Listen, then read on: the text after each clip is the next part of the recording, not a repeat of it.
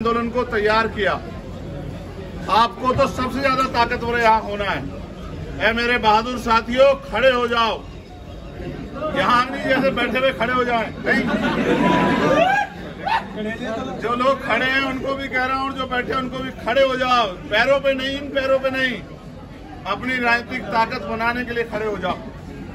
देखो, जिनके जिस समाज पे ताकत नहीं होती, उनके नेताओं का ये हश्र होता है कि आज आजम खान को आप देख लो कहाँ है।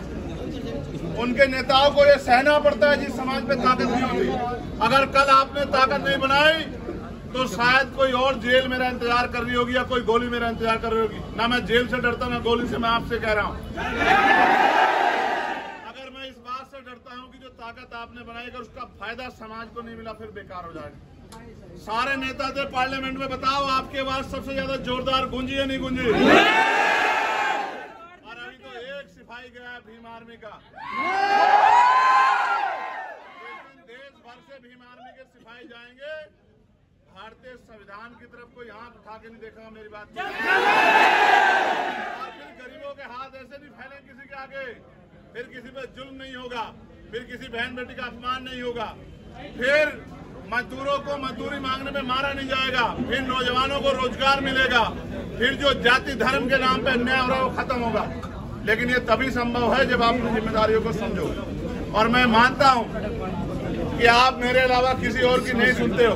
बिल्कुल। क्या तो आप प्यार से मान जाओ, वरना समझाना मुझे भी आता है।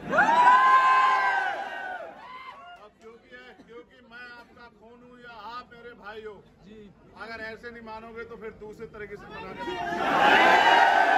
अब मैं आपसे आग्रह करूंगा कि आप मेरे साथ चलें, क्योंकि 3:45 बज गए, 2 बजे का समय था शहर का, अंधेरा हो जाएगा तो कोई फायदा नहीं होगा उस आपके जो सही बहुत दिनों बाद लौटा हूं मैं सहारनपुर, याद है?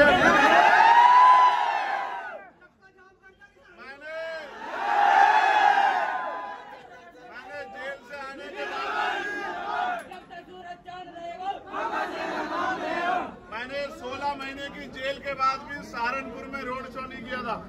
नहीं किया रोड शो, याद है नहीं याद है आप लोग? मैंने आपसे कहा कि अभी तो ताकत बननी चाहिए। अभी आपकी पहली ईंट रखी गई है, एक मजबूत मीनार बनानी है। अब जिला पंचायत का चुनाव